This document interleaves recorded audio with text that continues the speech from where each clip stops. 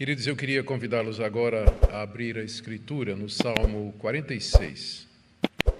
Nós iremos interromper a sequência no livro de Gênesis, a história de Abraão, considerando o momento que nós estamos vivendo, e trazer uma mensagem mais diretamente relevante para essa situação. Salmo 46, que nos diz: Deus é o nosso refúgio e fortaleza, socorro bem presente nas tribulações.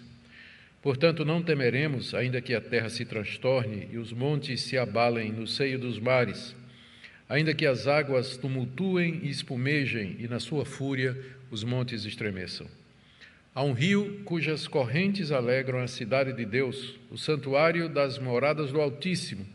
Deus está no meio dela, jamais será abalada, Deus a ajudará desde o romper da manhã. Bramam nações, reinos se abalam, Deus faz ouvir a sua voz e a terra se dissolve. O Senhor dos Exércitos está conosco, o Deus de Jacó é o nosso refúgio.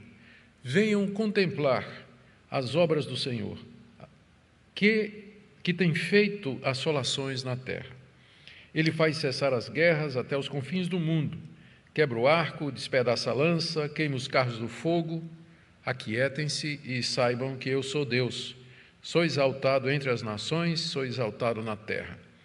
O Senhor dos Exércitos está conosco, o Deus de Jacó é o nosso refúgio. Amém? Vamos orar pedindo que Deus nos dê instrução e iluminação na compreensão da sua palavra.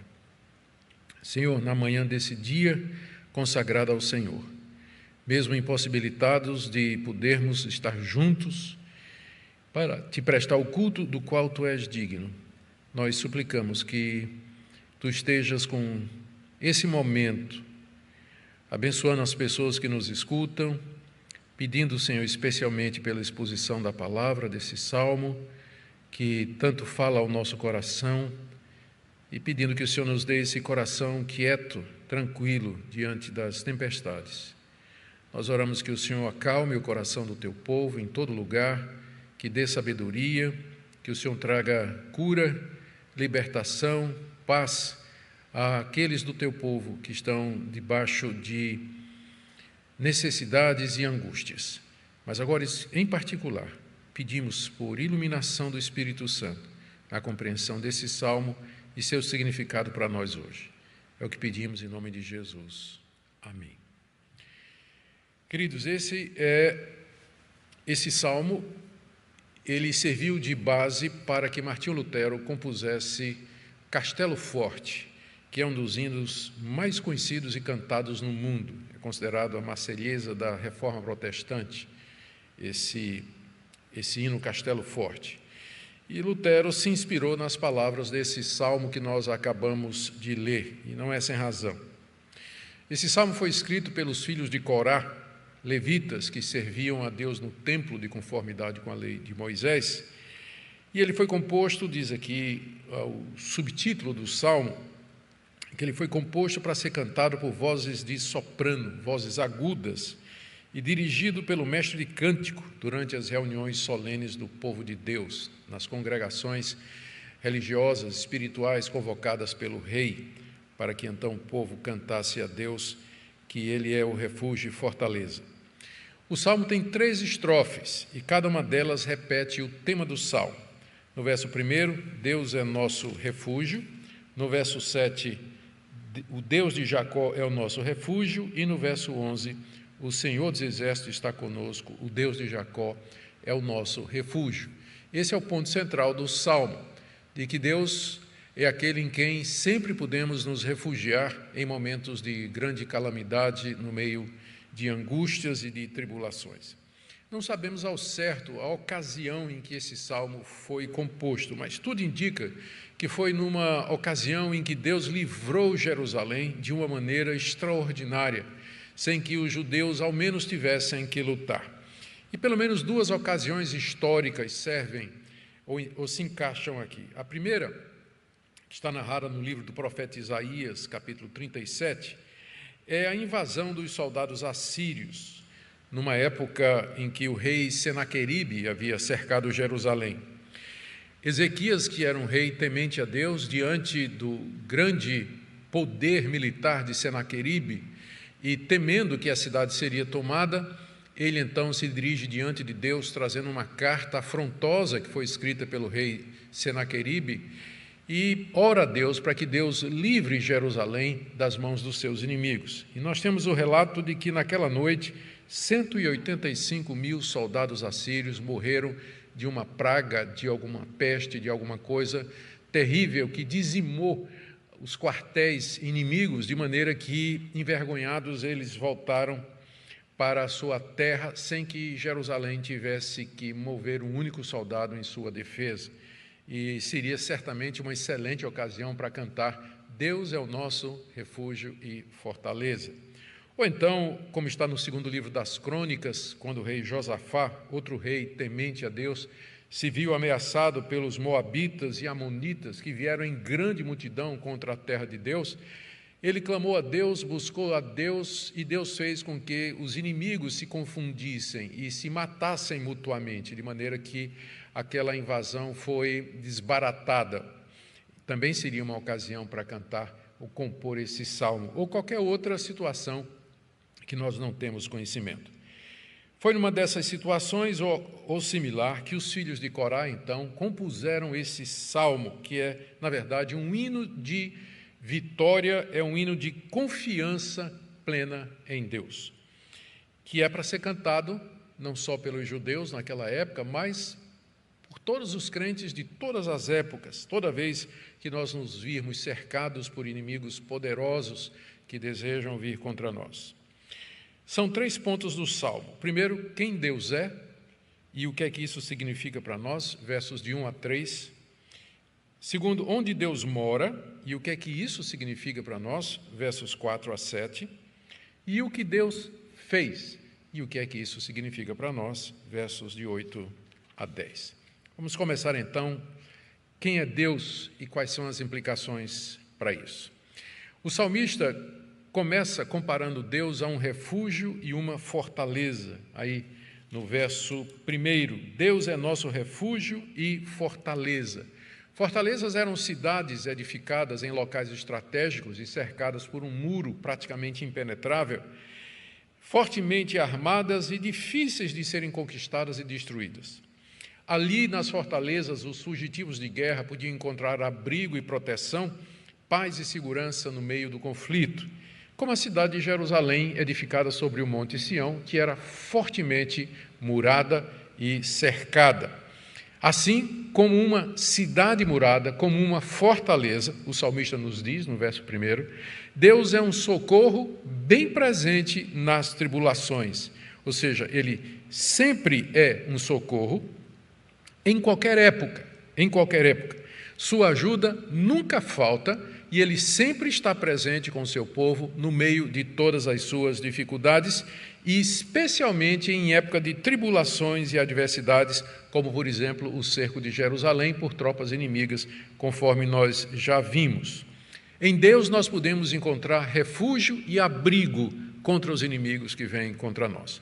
Martinho Lutero usou esse salmo não somente para compor Castelo Forte, mas ele meditava e orava constantemente no Salmo 46, diante das perseguições e ameaças que ele sofria o tempo todo durante o período da Reforma, ameaça que vinha da Igreja Católica e que vinha também de alguns príncipes alemães que eram contra a Reforma. Se Deus é uma fortaleza na qual nós encontramos refúgio e socorro em todo o tempo, qual deve ser então a nossa atitude? É o que responde aqui o salmista, ou os salmistas, no verso 2. Portanto, veja só a sequência. No verso 1, Deus é nosso refúgio e fortaleza, socorro bem presente nas tribulações. Portanto, aqui vem as consequências de Deus ser o que Ele é para o seu povo. Portanto, não temeremos, não teremos medo, não vamos ficar assustados, apavorados, entrar em pânico, amedrontados, temendo pela nossa vida, a vida da nossa família, dos nossos filhos, amigos, temendo pelo nosso sustento, pela nossa integridade física, temendo pelas nossas liberdades, temendo ser alcançado pelos inimigos do povo de Deus. Nós sempre podemos encontrar refúgio em Deus e ali abrigo, segurança e socorro. Não temer é a consequência de nós sabermos que Deus é o nosso refúgio e fortaleza. Eu sei que esse é um momento em que muita gente está com o coração apreensivo, o coração com medo, o coração ansioso, o coração abatido e desanimado. Mas Deus é o nosso refúgio e fortaleza, e como uma cidade murada, como uma cidade fortificada e protegida, nós podemos correr para o nosso Deus e ali descansar o nosso coração, sabendo que Ele está no controle de todas as coisas, sabendo que Ele domina sobre tudo e todos e que o poder humano não é nada comparado com o poder divino. Portanto, não temeremos, não temeremos. E isso, mesmo diante das piores ameaças. Note que os salmistas, eles descrevem aqui algumas perturbações naturais que representavam o que de pior poderia acontecer naquela época, versos 2 e 3. Portanto, não temeremos, ainda que a terra se transtorne e os montes se abalem no seio dos mares, ainda que as águas tumultuem e espumejem e na sua fúria os montes estremeçam. Ele está falando aqui de terremotos, quando ele diz que a terra se transtorne, ou seja, que ela trema, que ela se abale, que mude de lugar, fazendo com que os montes sejam lançados nas profundezas dos mares. Aí no verso 2, a terra se transtorna, os montes se abalam no seio dos mares. Ou talvez tempestades e tsunamis, onde ele menciona aí no verso 3, que as águas tumulteiem e espumejem, e na sua fúria os montes estremeçam, tsunamis, tempestades violentas a ponto dos montes tremerem diante da braveza do oceano em fúria. Eles tremem, mas nós não, porque Deus é o nosso refúgio e fortaleza. Por isso não temeremos, ainda que a terra se transtorne, ainda que tempestades das piores venham sobre nós, ainda que os montes sejam lançados no meio dos mares, ainda que toda a ordem natural, todo o tecido político, a tessitura social, ainda que tudo aquilo que a gente conhece seja mudado e alterado, nosso Deus permanece como uma fortaleza segura, como uma cidade fortificada, na qual nós podemos entrar e podemos encontrar refúgio. Bem antes dessa época aqui do Salmo, coisas como essa já vinham acontecendo. Tremores, terremotos, tempestades, tsunamis. Aqui essas calamidades naturais, vamos chamar assim, elas representam figuradamente os inimigos de Jerusalém, os invasores que vinham contra Jerusalém.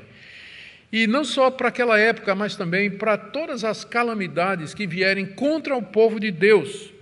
O povo de Deus do Antigo Testamento e o povo de Deus do Novo Testamento até os dias de hoje.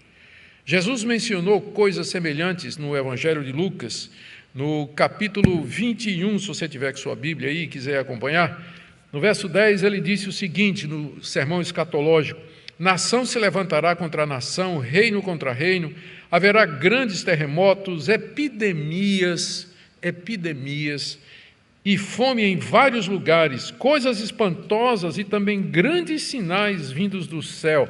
Não somente essas catástrofes naturais aqui, mas perturbações cósmicas no céu.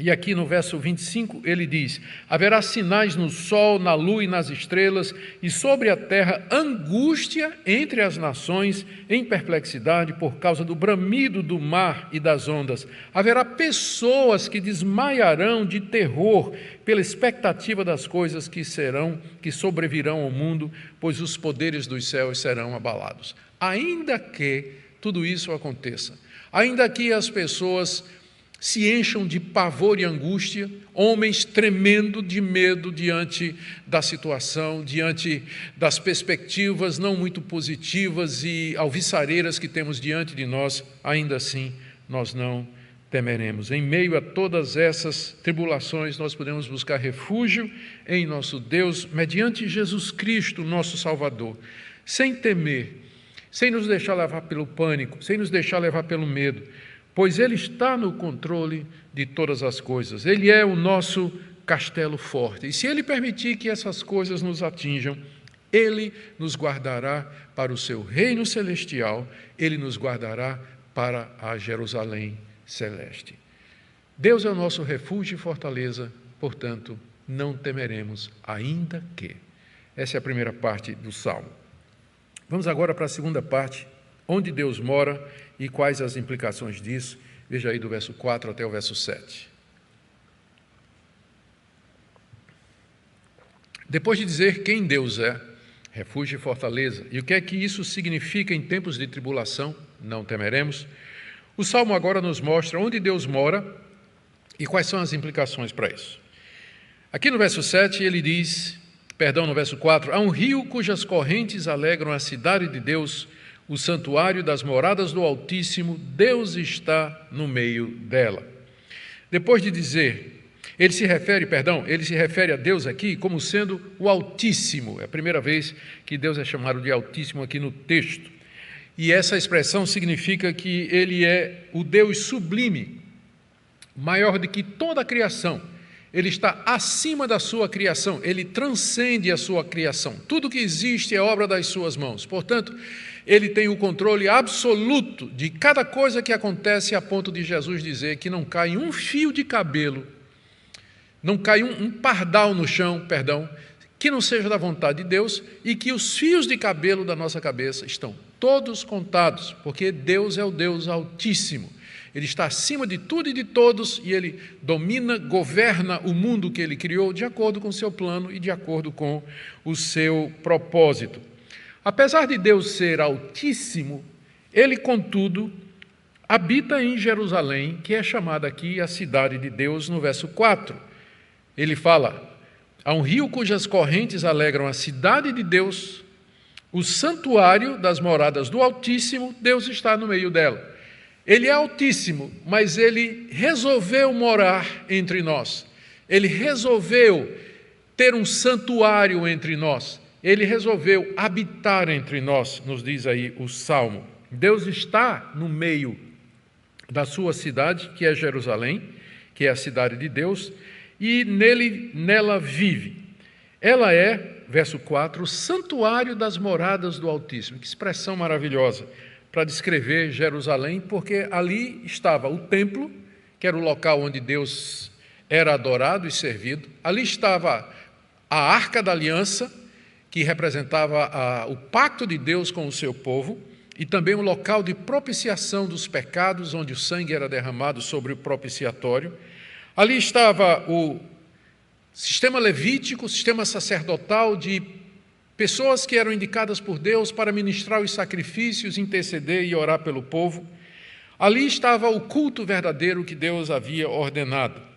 Deus se revelava e era adorado em Jerusalém, como havia estabelecido antes, através de Moisés, e mais depois através de Davi, que regulou o culto mais precisamente. Jerusalém era a casa de Deus, o santuário das moradas do Altíssimo. Agora, provavelmente o salmista tem em mente a Jerusalém celestial, porque ele diz aqui no verso 4 que há um rio cujas correntes alegram a cidade de Deus. Ele está dizendo que tem um rio que alegra Jerusalém. Só que não há rios cortando Jerusalém. Não há rios que cortam Jerusalém. Ele provavelmente aqui, os salmistas, eles estão fazendo uma combinação do Jardim do Éden e de Jerusalém. O Jardim do Éden era cortado por 4 rios, Pison, Gion, Tigre e Eufrates, e um deles corria para o Jardim de Deus, para o Éden, para o paraíso. E o jardim também era a morada de Deus entre os homens antes da queda e antes do pecado. O sentido que o Salmo pretende parece ser esse, que Deus habita no meio do seu povo, desde o Éden até nossos dias, e que de Deus corre um rio que alegra a sua morada, que alegra o seu povo. É o rio da graça, é o rio do favor de Deus, é o rio da sua misericórdia que alegra Jerusalém.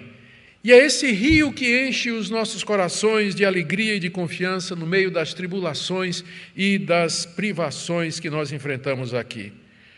Deus está em Jerusalém, Deus está no meio do seu povo. Esse é o significado, uma vez que no Antigo Testamento Jerusalém era o símbolo, era o local da revelação e da manifestação de Deus. Quais são as consequências de Deus morar em Jerusalém, que os salmistas dizem aqui? São 3 consequências. No verso 5, primeiro, Deus está no meio dela, jamais será abalada. Isto é, nunca será conquistada, nunca será destruída. Na verdade, a Jerusalém terrena foi conquistada, sim, por Nabucodonosor no ano 587 antes de Cristo. E depois que eles voltaram, reconstruíram Jerusalém, ela foi de novo tomada, dessa feita pelos romanos, no ano 70. Então, é óbvio que o salmista aqui tem em mente a Jerusalém celestial, quando diz que Deus está no meio de Jerusalém e ela jamais será abalada.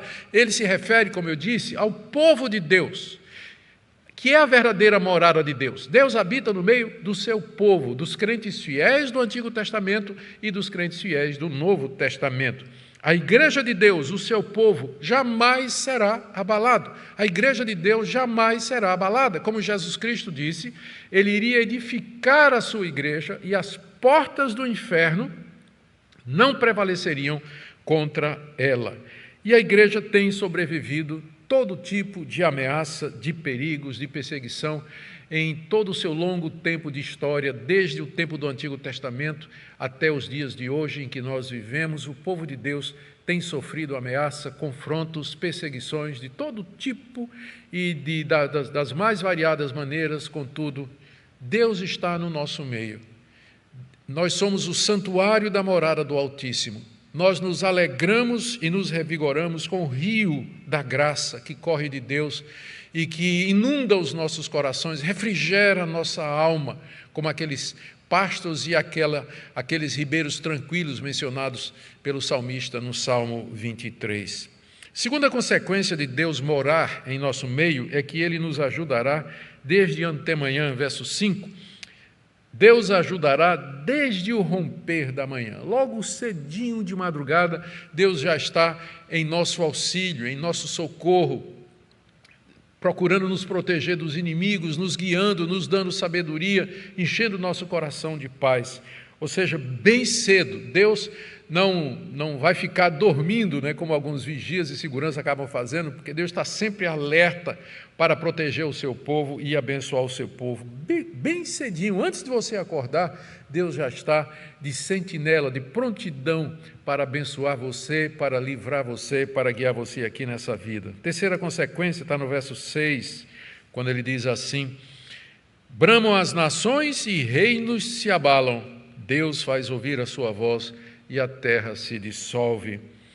As nações pagãs haviam cercado Jerusalém, cheias de bravatas, de fúria e de ameaça. Só lembrando aqui aquela carta que Senaqueribe, o rei assírio, mandou entregar através de Rabsaqué, que era o seu enviado, quando cercou Jerusalém, para o rei Ezequias, está lá no livro do profeta Isaías. E nessa carta, o Rabsaqué, falando por Senaqueribe, diz que Senaqueribe já tinha destruído outros reinos, conquistado outros povos. E quem era Ezequias? Quem era o Deus de Israel para evitar que a mesma coisa acontecesse com Jerusalém? Os povos bramam, os povos levantam sua voz, as pessoas, os governos, cheios de arrogância, pensando que têm toda a autoridade no céu e na terra, se levantam contra a verdade, contra a justiça e o que é certo, e contra tudo aquilo que está relacionado com as coisas de Deus. E eles bramam, eles clamam, falam grosso, e às vezes a gente fica com medo, não é? Mas olha a resposta aqui, parece que há uma comparação, um contraste evidente aqui. As nações bramam, clamam, cheio de arrogância, mas, olha o contraste, no final do verso 6, Deus faz ouvir a sua voz e a terra se dissolve. As nações bramam e Deus faz ouvir a sua voz e dispersa todos os seus inimigos. A voz de Deus é muito mais poderosa do que o clamor das nações, do que o grito dos poderosos, do que o grito de guerra dos inimigos. A voz de Deus acalma o nosso coração, realiza a sua vontade na terra e destrói os seus inimigos. Por isso nós não temeremos. Ele eleva a sua voz, ele troveja contra as nações e a terra se derrete diante dele. E aí o salmista repete o que ele já tinha dito no verso 1, ele diz no verso 7, o Senhor dos exércitos está conosco, O Deus de Jacó é o nosso refúgio.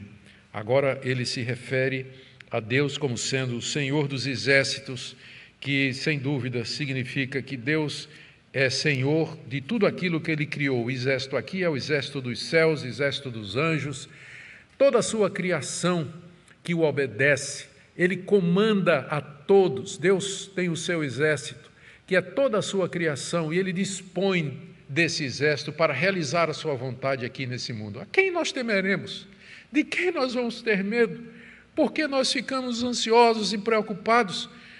O Altíssimo faz a sua morada entre nós. O Senhor dos exércitos está conosco. O Deus de Jacó, o Deus da aliança, que fez uma aliança conosco em Cristo Jesus, Ele está conosco.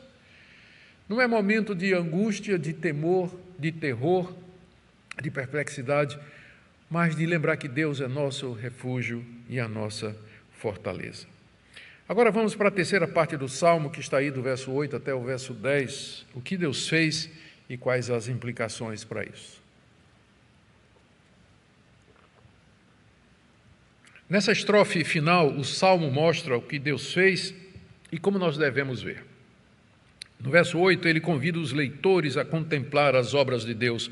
Venham contemplar as obras do Senhor, que tem feito assolações na terra. Ele faz cessar as guerras até os confins do mundo, quebra o arco, despedaça a lança, queima os carros no fogo. Ele se dirige aqui, naturalmente, os primeiros leitores eram os judeus que vinham adorar no templo, onde esse salmo era cantado. E os salmistas dizem algo assim: venham ver o que é que Deus tem feito, venham observar as obras do Senhor. Ele se refere, o salmo, a alguma coisa que Deus tinha feito recentemente, ao que Ele tem feito. O hebraico sugere isso, algo mais recente, alguma coisa que tinha acontecido há pouco tempo. Como nós vimos, talvez uma referência à libertação de Jerusalém, de inimigos poderosos, somente pelo poder e pelo trovoar da voz de Deus.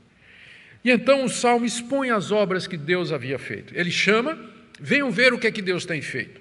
E aí ele diz, o que é que Deus fez? Deus fez assolações na terra, está aí no verso 8. Ele pôs fim à guerra contra seu povo e no mundo inteiro, verso 9. E ele derrotou os exércitos inimigos, ainda no verso 9. Deus quebrou arcos, lanças, carros ou escudos, que eram instrumentos de guerra usados naquela época. É uma descrição bem gráfica da vitória de Deus contra exércitos inimigos que cercavam Jerusalém. Isso já tinha acontecido, isso era algo no passado. O Salmo, então, é um convite para que as pessoas olhem para a vitória que Deus deu ao seu povo e que eles comemorem e celebrem quem Deus é e que aquietem o seu coração, porque se Ele fez isso, Ele nos protege, Ele nos guarda e Ele vai continuar a fazer. Ele haverá de nos sustentar, Ele haverá de nos proteger em meio a toda essa calamidade. E quais eram, então, as consequências que viriam do fato do que Deus fez? Não é? Primeiro vimos quem Ele é, onde Ele mora, e agora o que Ele fez? Quais são as consequências disso? E aqui o Salmo fala dessas consequências como se fosse Deus falando. Quem sabe, certamente o próprio Deus responde e diz no verso 10, aquietem-se e saibam que eu sou Deus, sou exaltado entre as nações, sou exaltado na terra. Aqui Deus responde. O Salmo convida, venham ver as assolações que Deus fez na terra, venham ver as obras tremendas que Ele realizou, venham ver a vitória que Ele deu contra os inimigos, venham ver como Ele pacifica a guerra, Ele faz com que a guerra termine. E Deus então fala, aquietem-se e saibam que eu sou Deus. Aquietem-se, descanse o seu coração. Fique em paz diante de tudo isso que está acontecendo. Não precisa entrar em pânico, não precisa perder a esperança e a tranquilidade, mas descansa nesse Deus. E o argumento para isso, né, é que Ele é quem Ele é. Eu sou Deus. Ele é exaltado entre as nações, Ele é exaltado na terra. O hebraico permite que a tradução seja, serei exaltado entre as nações, serei exaltado na terra. É como se Deus dissesse: não se assustem com as tribulações do presente, não se assustem com os poderes humanos, não se assustem com as manifestações de hostilidade, porque eu serei exaltado entre as nações. Aqui o Salmo faz referência profética, escatológica, messiânica, ao reino daquele que haveria de vir, do Filho da mulher, o Filho da promessa, o Senhor Jesus Cristo, que haverá de reinar sobre tudo e todos, quando ele vier a segunda vez e introduzir o seu reino celestial. Deus então será exaltado entre as nações, ele será exaltado em toda a terra, porque ele é o nosso Deus. E o Salmo termina com o mote, por assim dizer, o refrão que o caracteriza, no verso 11, dizendo: o Senhor dos Exércitos está conosco, o Deus de Jacó é o nosso refúgio. É a terceira vez que o Salmo diz isso. Como nós dissemos, esse é o ponto do Salmo, que Deus é o nosso refúgio, ele é a nossa fortaleza, por isso não temeremos. Ele habita em nosso meio, ele habita no meio do seu povo, e, portanto, o rio da graça que vem dele nos enche de alegria. O rio de Deus alegra as moradas, as suas moradas, o santuário das moradas do Altíssimo. Deus é tremendo, ele fez assolações na terra, ele venceu os inimigos, ele terminou as guerras. Por isso, aquietem-se e saibam que eu sou Deus. Queridos, em 1588, a terrível armada espanhola estava se preparando para atacar a Inglaterra pelo mar e para depor a rainha Elizabeth, porque a Inglaterra havia se tornado em grande parte reformada e provocado a ira dos reis católicos espanhóis que dominavam o mundo naquela época. Então eles mandaram seus navios de guerra invadir a Inglaterra e, de tabela, a Holanda, que estava ali próxima.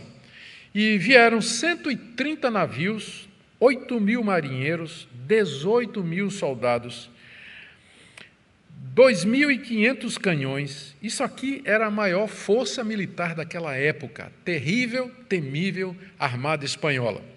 A Inglaterra, em compensação, era pobre, fraca e sem muitos aliados. Ao saber da aproximação da armada espanhola, os crentes ingleses começaram a orar e a clamar a Deus. Muitos crentes holandeses também estavam orando e suplicando a Deus, porque o que acontecesse na Inglaterra aconteceria necessariamente também na Holanda. Quando menos esperado, então, uma furiosa tempestade da noite para o dia devastou a armada espanhola, quando ela tentava contornar a Inglaterra, Escócia e Irlanda. Os navios que sobraram, e foram poucos, tiveram de retornar derrotados à Espanha. Os holandeses, então, cunharam uma moeda na cidade de Dort, em 1588, onde mostra, de um lado, os holandeses orando de joelhos na praia, e a inscrição: o homem propõe, mas Deus é quem dispõe. E no outro lado está dito o salmo: pelos seus ventos, Deus os dispersou. Pelos seus ventos, Deus os dispersou. O que é que esse salmo nos ensina, queridos, caminhando para o fim? Primeiro, Deus habita no seu povo, que é a sua igreja. No Antigo Testamento, simbolizado pelo paraíso e por Jerusalém. No Novo Testamento, Deus habita na sua igreja, composta dos crentes no Senhor e Salvador Jesus Cristo, aquele por meio de quem nós temos acesso a esse refúgio e essa fortaleza. Aquele que morreu na cruz, que deu sua vida e ressurgiu vitorioso dos mortos, para que nós pudéssemos ter acesso ao trono do Altíssimo e ali nos alegrar no rio da graça que corre do seu trono até os nossos corações. Segunda lição que nós aprendemos é que Deus tem uma aliança com o seu povo, Deus tem uma aliança com a sua igreja. No Antigo Testamento, essa aliança foi feita com Abraão, com Isaac, Jacó, com Davi. E os crentes em Jesus Cristo, que têm a mesma fé de Abraão, Isaac, Jacó e de Davi, nós somos herdeiros dessas promessas. A igreja é o Israel espiritual. É o Israel espiritual. Os crentes em Jesus, portanto, são herdeiros de todas as promessas de Deus. Essa aliança foi ratificada no precioso sangue de Jesus, portanto, válida, permanente e eterna e por ela nos chegamos à presença de Deus. Terceira lição: Deus é a fortaleza, o refúgio e o socorro do seu povo. Ele está conosco sempre, mesmo diante das piores ameaças, os mais terríveis inimigos, as mais horríveis calamidades e os mais cruéis flagelos. Ainda que todas estas coisas aconteçam, nosso Deus é nosso refúgio e fortaleza, socorro bem presente nas tribulações. Ele nos ajudará e protegerá do mal. Portanto, os cristãos devem lembrar quem Ele é, devem lembrar onde Ele mora, em nosso meio, e o que Ele fez e que, portanto, significa o que Ele pode fazer. Por isso, nunca ficar temerosos, aquietar-se, reconhecer que Deus é Deus, lembrar-se das obras salvadoras de Deus na história e especialmente das suas obras redentoras. A encarnação de Cristo, sua vida, ministério e milagres, sua morte vicária na cruz, sua ressurreição, o derramamento do Espírito e a vitória sobre o pecado, Satanás, o mundo e a morte. Em quinto lugar, esse salmo nos ensina que as calamidades que Deus envia sobre o mundo são avisos dele para que nos arrependamos e nos preparemos para o encontro final com ele. A destruição dos exércitos inimigos, a menção a terremotos, tsunamis e tudo mais que nós encontramos no Salmo, são prenúncios dos horrores finais que aguardam a humanidade no dia do juízo. Deus quer que nós nos arrependamos e nós estejamos preparados para esse encontro por Ele. Essa é uma das finalidades de catástrofes como terremotos, epidemias, pandemias, pestes, fomes e outros transtornos que fazem parte dos juízos naturais ou materiais de Deus aqui nesse mundo, chamamos de castigos temporais de Deus.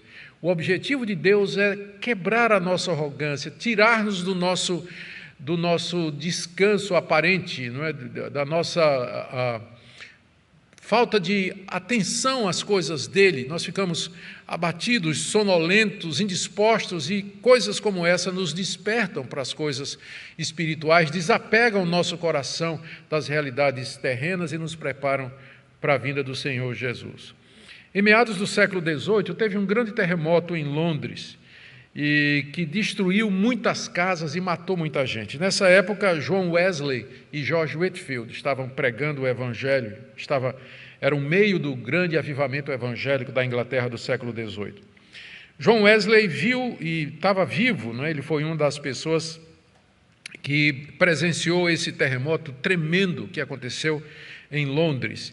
Então, ele pregou um sermão que foi baseado nesse salmo aqui que nós estamos lendo, destacando especialmente o verso 8: venham contemplar as obras do Senhor que tem feito desolações na terra. E ele aplicou isso ao terremoto como sendo uma desolação que Deus fez e que nós deveríamos ir e contemplar e temer diante de Deus, porque elas são um prenúncio do que vai acontecer no futuro. Wesley citou 3 outros terremotos bem conhecidos, dois que aconteceram em 1692, um na Cilícia e o outro na Jamaica, e outro mais recente em Lima, Peru, 1746, bem próximo do terremoto que tinha acontecido em Londres. E aí, nesse sermão, Wesley dá uma descrição gráfica, com base em testemunho ocular, do horror da destruição do terremoto de Londres, a rapidez com que aconteceu, os milhares de mortos, os cadáveres soterrados e os tsunamis que varreram ilhas inteiras como a ilha de Calau.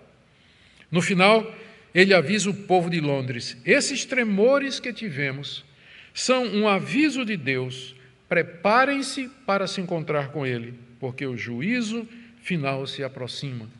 Venham, vejam as assolações que Deus tem feito na terra e temam diante daquele que tem todo o poder no céu e na terra.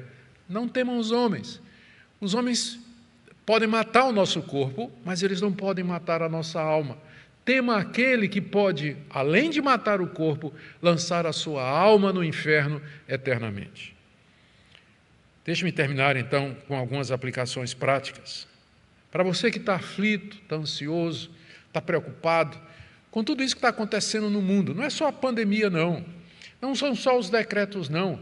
Mas a incerteza financeira, a confusão de vozes, a desinformação, a perplexidade daquilo que está acontecendo no mundo, o que virá pela frente. Não deixe que essas coisas encham o seu coração de temor. Lembre do Salmo, ainda que o pior nos aconteça, como aconteceu com igrejas em países onde o evangelho é proibido, países comunistas, países islâmicos, onde a fé cristã é punida até com a morte, o exílio, ainda que esse tipo de coisa aconteça. Como nossos irmãos que vêm enfrentando isso e enfrentaram durante 2000 anos de história, nós encontraremos refúgio e tranquilidade em nosso Deus. Tudo isso aqui passa. Nós temos que manter os olhos firmes na eternidade. Devemos crer que Ele vai proteger sua igreja dos seus inimigos. Proteger aqui não significa que nós sempre teremos liberdade, que nós sempre teremos tranquilidade, teremos prosperidade. Não, significa que Ele vai nos guardar para o seu reino, ainda que nós tenhamos de perder tudo o que nós temos e enfrentar vicissitudes e angústias aqui nesse mundo. Vivamos na confiança em nosso Deus, como cristãos comprometidos, cidadãos exemplares, nos preparando para o dia do juízo e da ira de Deus, confiados somente em Jesus Cristo, onde temos refúgio seguro. E você, como está nessa manhã? Como está o seu coração? Já está pronto para o encontro com Deus, o Altíssimo, o Todo-Poderoso, o Senhor dos Exércitos? Deus abençoe sua vida, que Deus abençoe a nação brasileira, que Deus abençoe o povo brasileiro, que a igreja possa olhar para tudo isso, se quebrantar, se humilhar, pedir perdão a Deus pelos seus pecados. Talvez muitas igrejas tenham de pedir perdão a Deus porque não seguiram as regras básicas, sanitárias, que talvez evitasse, de alguma forma, a proliferação dessa pandemia. Nós temos que buscar a Deus arrependidos pela nossa falta de cuidado e também clamando a Deus para que Ele tenha misericórdia e que nós tenhamos governantes que queiram o bem do povo, que guardem a Constituição, que respeitem a lei do nosso país, onde a liberdade de culto e a inviolabilidade dos templos são protegidos. Que Deus nos abençoe e a Ele seja toda a glória. Oremos. Pai querido, nós estamos diante de Ti em momentos de crise, momentos de grande angústia, e nós pedimos que, como o Senhor nos ensina nesse salmo, que nós aquietemos o nosso coração, que nós não temamos coisa nenhuma, que nós fiquemos firmes naquele que é o nosso refúgio e fortaleza, o Senhor Jesus, nosso Senhor e Salvador. Nós oramos por conforto e consolo para os que estão tristes, abatidos, desanimados. Senhor, conforte o coração.